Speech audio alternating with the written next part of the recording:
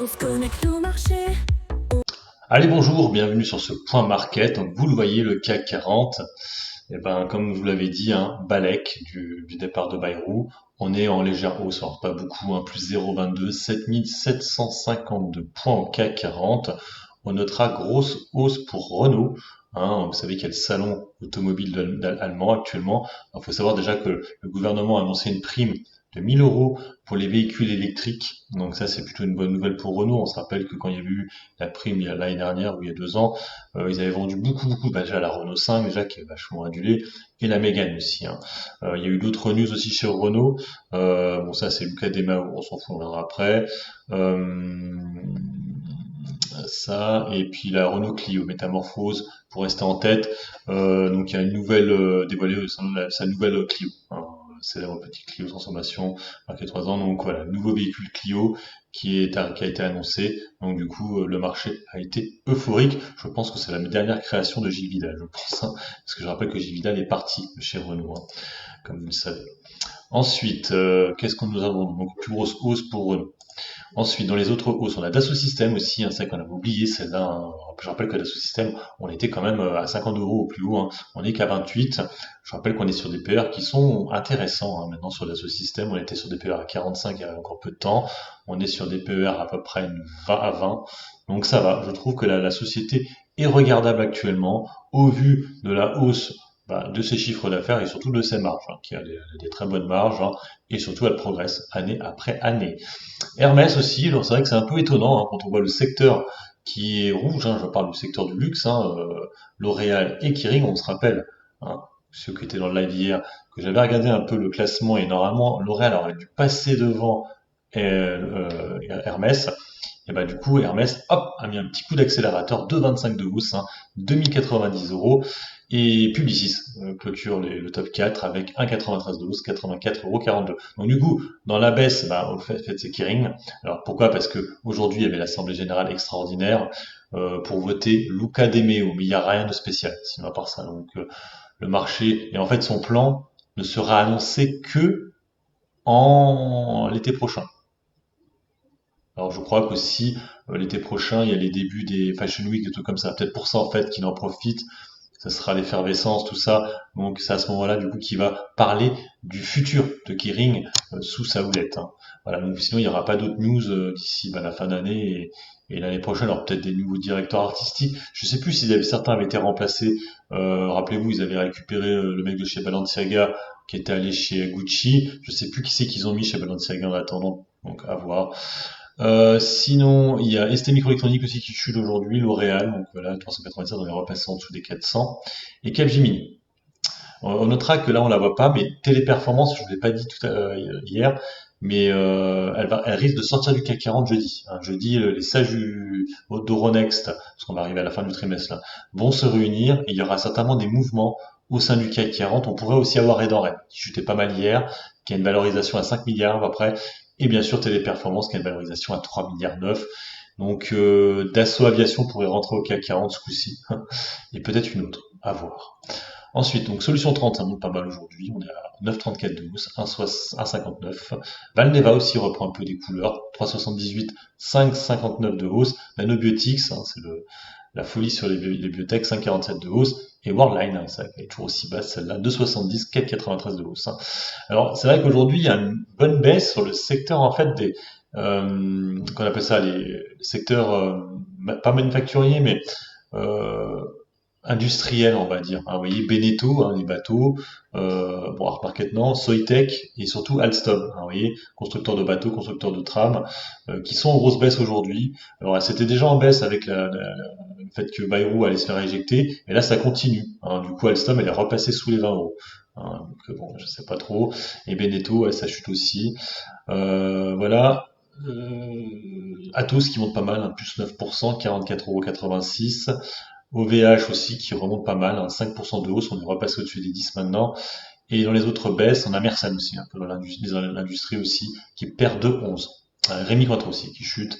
On est repassé du coup sous les 50 euros. Pour moi, je serais acheteur à ces niveaux-là. C'est 49,98 €, ça vaut le coup. Je rappelle que pour tout ce qui est boissons alcoolisées, 2026 va être une bonne année pour eux parce que les pays arabes, certains pays arabes ont autorisé de vendre de l'alcool dans les hôtels. Ça, par contre, c'est que personne n'en parle, mais ça va être une bonne news pour ceux qui adorent tout ce qui est alcool. Ça devrait un peu les... Il y aura des contrats, je pense, hein.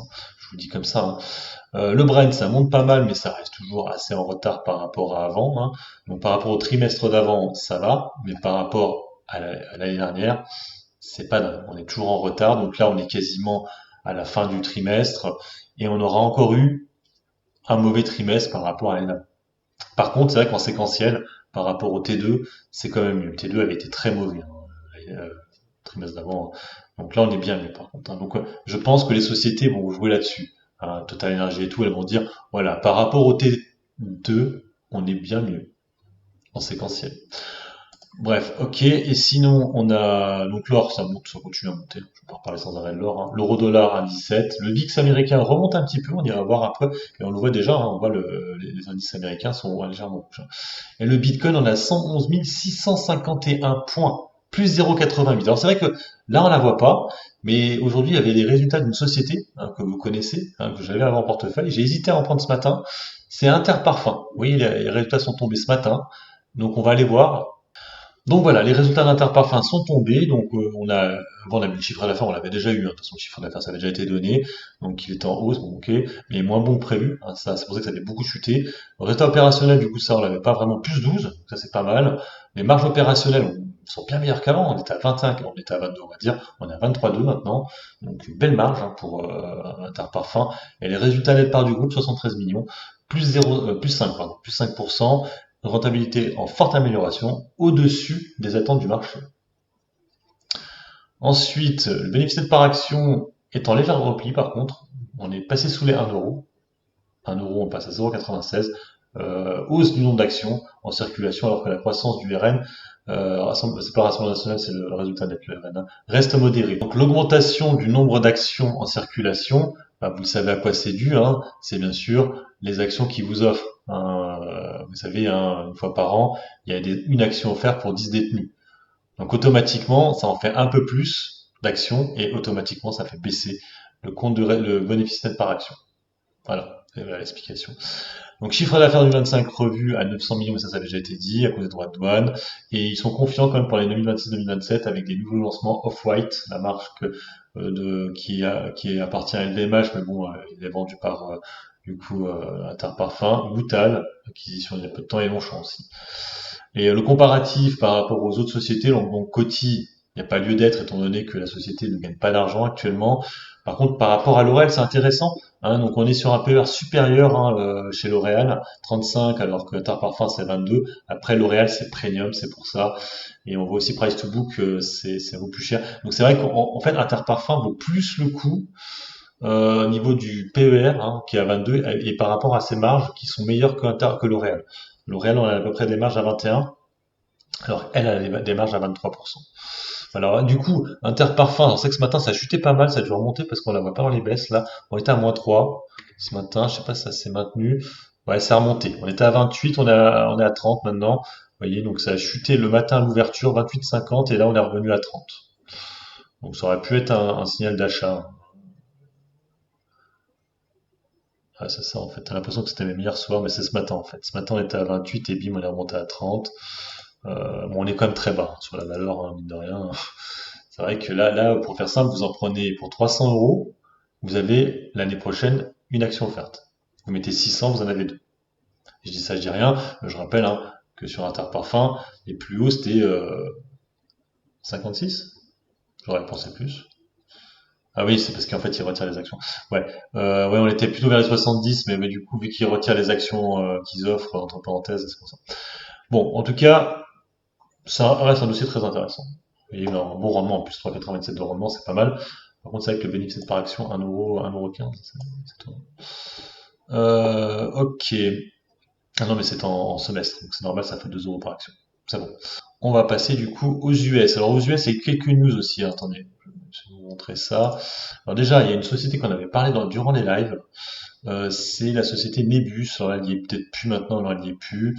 Nebus qui a fait un partenariat avec j'allais dire Interparfums, non, on n'est plus sur Interparfums maintenant, c'est fini.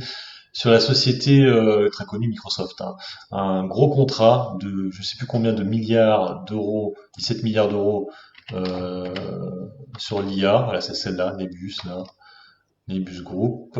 Voilà, celle-là, elle prend 35%. Voilà, 17 milliards après un accord.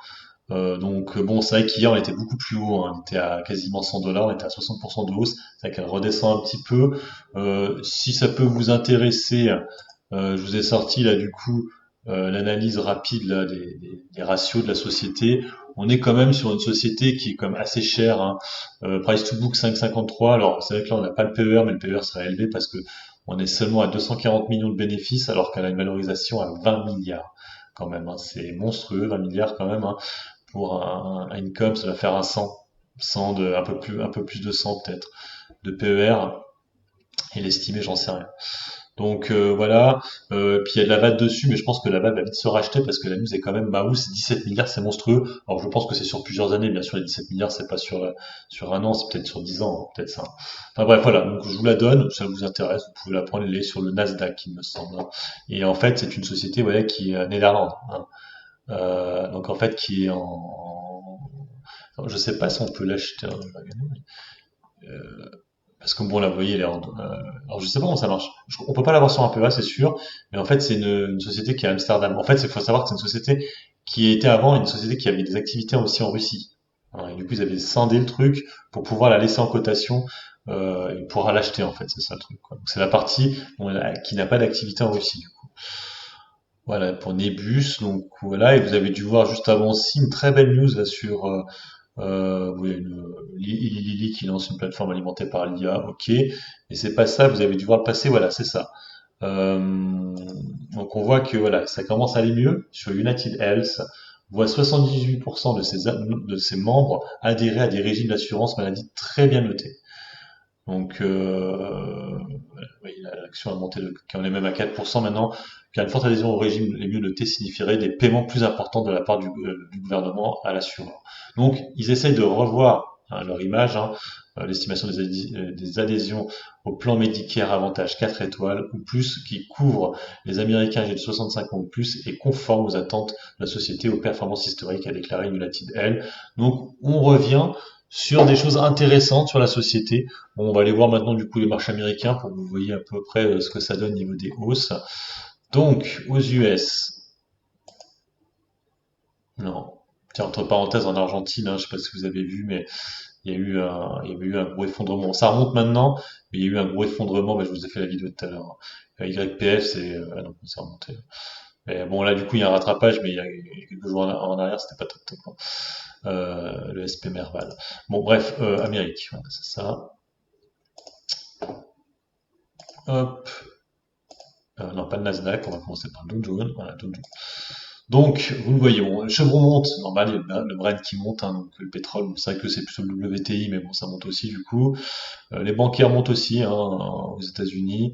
Alors, on va aller voir surtout la plus intéressant, vous voyez, donc United Health, hein, on est maintenant à 334 dollars. Hein. Vous voyez que ça valait le coup, 4,33. Pour information, c'est ma plus grosse position dans le portefeuille, sachant que j'avais allégé deux trois fois Nike et qu'on était à peu près pareil, à peu près 550 sur Nike, 550 sur United Health. Alors, j'ai plus parce qu'elle a remonté, mais je dois avoir à peu près 600 euros sur United Health et 550 toujours sur Nike, vu qu'elle ne fait absolument rien. On est toujours au-dessus de la même de 100 sur Nike, mais à force de baisser, elle va commencer à passer en dessous, je pense, hein. Je crois que la même de 100 doit être à 72 ou un truc comme ça.